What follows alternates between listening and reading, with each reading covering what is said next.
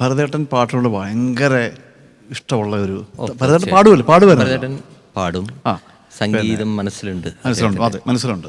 ഒരു ധാരണയുണ്ട് ഒരു അദ്ദേഹത്തിന്റെ പടത്തിലേക്ക് ഏത് ഭാവം, ഏത് രാഗം വരെ അദ്ദേഹം നിശ്ചയിച്ച് വെച്ചിട്ടുണ്ടാവും.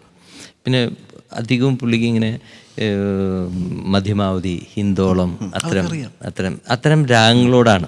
ആ രാഗത്തിന്റെ അതിനെക്കുറിച്ച് ആധികാരികമായിട്ട് പഠിച്ചിട്ടോ തിയറി ഒന്നും അറിയില്ല, പക്ഷെ മനസ്സിലാരാകുന്നുണ്ട്.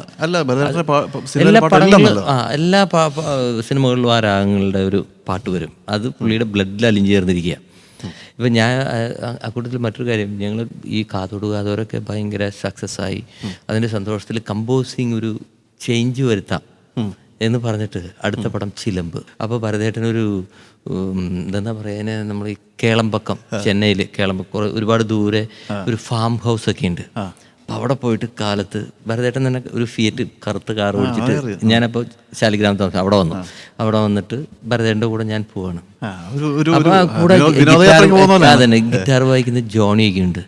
അങ്ങനെ വിനോദയാത്ര പോലെ അവിടെ പോയിട്ട് കമ്പോസ് ചെയ്യാൻ നമ്മൾ നല്ല മൂഡാണ്. അവിടെ നല്ല സ്വിമ്മിങ് കുളമൊക്കെ ഉണ്ട്. സാധാരണ കുളം ഫുൾ പച്ചപ്പാണ്. ഭരതേട്ടൻ തന്നെ നട്ടു വളർത്തിയ ഒരുപാട് കൃഷികൾ എല്ലാം ഉണ്ട്.